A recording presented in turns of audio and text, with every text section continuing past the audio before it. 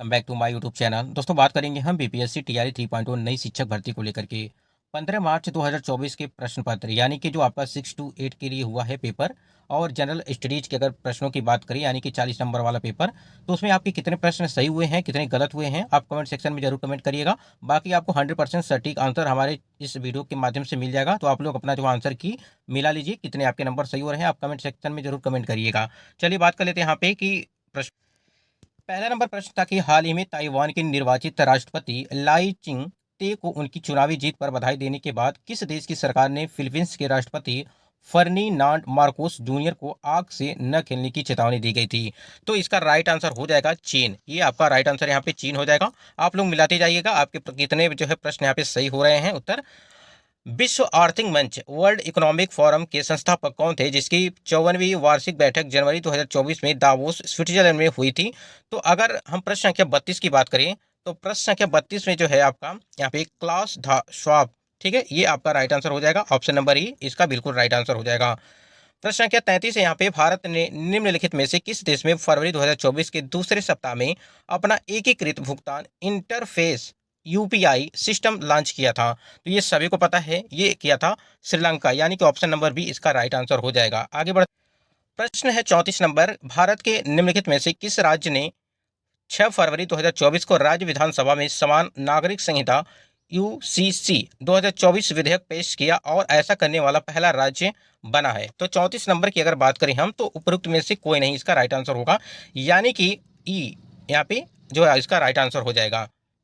अगर 35 नंबर की बात करें प्रश्न क्या 35 देखिए यहाँ पे, CAR-T सेल थेरेपी जिसे हाल ही में भारत के दवा नियामक द्वारा अनुमोदित किया गया, रोगी की प्रतिरक्षा प्रणाली को अनुवांशिक रूप से प्रोग्राम करके किस बीमारी से लड़ने के लिए जो है अग्रणी उपचार है? तो अगर इसकी आंसर की हम लोग बात करें 35 नंबर की, तो 35 नंबर में आपका इसका हो जाएगा कैंसर। ये आपका राइट आंसर हो जाएगा, ऑप्शन नंबर सी। आप लोग इसको मिला लीजिएगा। आप देखिए करंट अफेयर के लेवल काफी मतलब हाई थे, अच्छे प्रश्न हुए, ठीक है। और प्रश्न संख्या 36 की अगर बात करें, उस ब्रिटिश गिटार वादक का नाम बताइए जिसने जाकिर हुसैन और 3 अन्य भारतीयों के साथ दिस मोमेंट पर सर्वश्रेष्ठ वैश्विक संगीत एल्बम के लिए 2024 ग्रैमी पुरस्कार से यहाँ पे जो है जीता गया था, यानी कि ग्रैमी पुरस्कार हुए जीते थे। अगर 36 नंबर की बात करें यहाँ पे, तो आप ऊपर जो ऑप्शन नंबर ए देख रहे हैं जॉन मैकलाघलिन, ये आपके बिल्कुल राइट आंसर हो जाएगा, यानी कि ऑप्शन नंबर ए इसका राइट आंसर होगा। प्रश्न संख्या 36 है यहाँ पे, बिहार सरकार द्वारा निम्नलिखित में से किसके लाभ के लिए मिशन दक्ष शुरू किया गया था? ये सभी को पता है कि शैक्षणिक रूप से जो कमजोर वर्ग के बच्चे होते हैं वो उनके लिए होता है, यानी कि ऑप्शन नंबर बी इसका राइट आंसर हो जाएगा। प्रश्न संख्या 38 है, ओडिशा में गुप्तेश्वर शिव मंदिर से सटा प्रसिद्ध गुप्तेश्वर वन जिसे हाल ही में चौथा जैव विविधता विरासत स्थल BHS घोषित किया गया, किस जिले में स्थित है? अब यहाँ पे पूछ रहा है कि किस जिले में ये स्थित है, तो कोरापुर में ये स्थित था, यानी कि कोरापुट। ये जो ऑप्शन नंबर देख रहे हैं बी नंबर कोरापुट, ये इसका प्रश्न पूछ रहा है कि वाल्टोरो हिमनद अवस्थित है। यहाँ पे 39 नंबर प्रश्न पूछ रहा है, तो सबको पता है ये काराकोरम में स्थित है। आगे प्रश्नों की देखते हैं। प्रश्न संख्या 40 है यहाँ पे, केंद्रीय उच्च भूमि के संबंध में निम्नलिखित कथन में से यानी कि निम्नलिखित कथनों में से कौन सा जो है सही यहाँ पे बताया जा रहा है? तो यहाँ पे देखिए ऑप्शन नंबर, अगर यहाँ पे 40 नंबर की बात करें प्रश्नों की, तो ऑप्शन नंबर इसका डी बिल्कुल राइट आंसर होगा। उपयुक्त में से एक से अधिक यहाँ पे इसका राइट आंसर होगा। प्रश्न है 41 नंबर कि निम्नलिखित में से कौन सी उथली झील है, यानी कि उथली झील है, इसके लिए पूछ रहा है प्रश्न 41 का। अगर ऑप्शन नंबर यहाँ पे पूछें, ऑप्शन नंबर देखें तो यहाँ पे देखिए अल्पपोषी झील इसे बोलते हैं। प्रश्न संख्या 42 है, निम्नलिखित में से कौन सा जीवोम यानी कि वायोम चैपरेल के रूप में जाना जाता है? अगर 42 नंबर प्रश्न की बात करें तो 42 का ऑप्शन नंबर ए बिल्कुल इसका राइट आंसर हो जाएगा, यानी कि भूमध्य सागरीय झाड़ी वन जो इसका होता है, ये आपका बिल्कुल राइट आंसर हो जाएगा। प्रश्न है यहाँ पे जो है 43 नंबर कि सूची 1 को सूची सेकंड से सुमेलित कीजिए और नीचे दिए गए कोड से सही उत्तर का चुनाव कीजिए। अब यहाँ देखिए फॉन दिया है, चिनुक दिया है, मिस्टल दिया है, घाटी दी है। अगर हम प्रश्न संख्या 43 की बात करें तो इसका जो ऑप्शन हम बता दे रहे हैं आपको, ऑप्शन नंबर इसका जो सी है ये बिल्कुल राइट आंसर इसका हो जाएगा, यानी कि 43 का ऑप्शन नंबर सी ये बिल्कुल राइट आंसर हो जाएगा। आप लोग मिलाते जाइएगा। अगला प्रश्न है यहाँ पे देखिए, टफ किससे संबंधित है? यानी कि प्रश्न संख्या यहाँ पे है 44, तो टफ जो होता है वो उपरोक्त में से कोई नहीं, यहाँ पे जो है टफ जो है इसका राइट आंसर हो जाएगा। 45 नंबर है, अनधिवासी बस्तियां किस नाम से जानी जाती हैं? अब यहाँ पे बस्तियों के नाम से पूछा है कि अनधिवासी जो है बस्तियां किस नाम से जो है वो जानी जाती हैं। अगर 45 नंबर प्रश्न की बात करें तो अनौपचारिक बस्ती इसे बोलते हैं हम लोग, ठीक है, अनौपचारिक बस्ती इसे बोलते हैं। ऑप्शन नंबर सी इसका बिल्कुल राइट आंसर हो जाएगा। प्रश्न संख्या यहाँ पे जो है 46 नंबर पे है कि मरुद्भिद निम्नलिखित में से किस वन में पाए जाते हैं। यानी कि पूछ रहा है कि मरुद्भिद जो है निम्नलिखित में से किस वन में पाए जाते हैं। तो अगर हम 46 की बात करें यहाँ पे क्वेश्चन नंबर, तो 46 का यहाँ पे जो है मरुस्थलीय वन इसे कहते हैं, यानी कि मरुस्थलीय वन। अगला प्रश्न है हमारा 1857 के विद्रोह के मध्य नाना साहेब ने अपने आप को मुगल सम्राट का क्या घोषित किया। ठीक है, तो यहाँ पे प्रश्न पूछ रहा है कि 1857 के विद्रोह के मध्य नाना साहेब ने अपने आप को मुगल सम्राट का क्या जो है घोषित किया था। ये आपका ऑप्शन नंबर 20 का राइट आंसर होगा, पेशवा। ठीक है, किसने किसने किन्होंने गलती से लेफ्टिनेंट एक्सपर्ट जो है की हत्या कर दी थी। अब यहाँ पे जो 48 नंबर का आपका प्रश्न है, यहाँ पे ऑप्शन नंबर जो सी आप देख रहे हैं, दामोदर एवं बालकृष्ण, ये आपका राइट आंसर हो जाएगा। ठीक है, उसके बाद यहाँ दिया है 49 नंबर प्रश्न पे दे रहा है कि किस मुस्लिम स्वतंत्रता सेनानी की भाईचारा एवं एकता दर्शाने हेतु गोल्डन टेम्पल की चाबियां सौंपी गई थीं। तो यहाँ पे अगर हम प्रश्न संख्या 49 की बात करें तो यहाँ पे ऑप्शन नंबर जो बी आप देख रहे हैं, सैफुद्दीन किचलू, ये आपका बिल्कुल राइट आंसर हो जाएगा। तो आप लोग मिला लीजिएगा, ये आपका राइट आंसर होगा। प्रश्न संख्या यहाँ पे 50 की बात करें, 21 अक्टूबर यानी कि 50 नंबर की बात करें, 21 अक्टूबर 1943, ठीक है, को किस स्थान पर S.C. बोस ने स्वतंत्र भारत की अनंतिम सरकार का गठन किया था। अगर प्रश्न संख्या यहाँ पे 50 नंबर बात करें तो ऑप्शन नंबर यहाँ पे बी होगा, सिंगापुर में ये किया था। अगले प्रश्न के यहाँ पे 51 नंबर दिया है कि प्रश्न 51 नंबर है कि 1930 में बिहार क्षेत्र की राजस्व वसूली में धरना प्रदर्शन के कारण कितनी कमी हुई। ठीक है, अब यहाँ पे देखिए, यहाँ पे 10 लाख, 30 लाख, 20 लाख, उपरोक्त में से कोई एक से अधिक। इसका आप लोग कमेंट जरूर कमेंट करिएगा कमेंट सेक्शन में। ठीक है, इसका आंसर जो है हमें पता नहीं है। ठीक है, इसको आप लोग कमेंट करिएगा। बाकी उसके बाद यहाँ देखिए 52 नंबर प्रश्न है, 52 नंबर पे कि दक्षिण अफ्रीका में महात्मा गांधी किस स्थान से कार्यकर्ताओं की जो है मार्च यात्रा का नेतृत्व कर रहे थे। अगर 52 नंबर प्रश्न की बात करें तो ऑप्शन नंबर इसका सी इसका बिल्कुल राइट आंसर होगा कि डरबन से जो है ट्रांसवाल तक के जो है इन्होंने यहाँ पे नेतृत्व किया था। ठीक है, प्रश्न संख्या 53 है कि 1859 के भारतीय उत्प्रवास अधिनियम ने निर्धारित किया था कि क्या निर्धारित किया था। प्रश्न संख्या 53 की बात करें अगर, तो यहाँ पे देखिए बागान श्रमिकों को बिना अनुमति के चाय बागान छोड़ने की अनुमति नहीं थी। ये ऑप्शन नंबर सी इसका बिल्कुल राइट आंसर हो जाएगा। प्रश्न संख्या 54 है, देहरादून में इंपीरियल फॉरेस्ट रिसर्च इंस्टीट्यूट की स्थापना किस वर्ष की गई थी। देखिए अगर इस प्रश्न की बात करें 54 नंबर पे, यहाँ पे काफ़ी ज़्यादा अभ्यर्थियों को कन्फ्यूजन ये है कि 1905 हो गया 1906। तो इसका जो राइट आंसर है अगर 54 नंबर की, तो ये आपका 1906 इसका राइट आंसर हो जाएगा। अगले प्रश्न की ओर बात करते हैं, ये आपका अगला प्रश्न है और इसमें जो मैथ का पोर्शन है उसको देख लीजिए। हम इसका आंसर आपको बता देते हैं, आप लोग टिक लगा लीजिएगा और आप लोग मिला लीजिएगा कि आपके कितने हैं।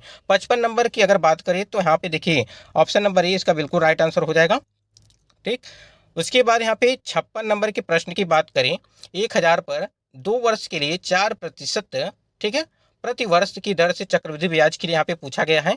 तो 56 का अगर बात करें तो यहाँ पे उपयुक्त में से कोई नहीं इसका राइट आंसर होगा। ठीक है, यानी कि ऑप्शन नंबर ई इसका राइट आंसर हो जाएगा, उपयुक्त में से कोई नहीं। 57 नंबर प्रश्न की बात करें, एक नियमित बहुभुज जिसके प्रत्येक बाह्यकोण की माप 45 डिग्री हो की भुजाओं की संख्या क्या होगी। तो ये सबको पता है, जो आपकी भुजाओं की संख्या होगी वो आपकी होगी, अगर 57 नंबर की बात करें तो यहाँ पे 8 होगी इसका राइट आंसर जो है यहाँ पे 8 है।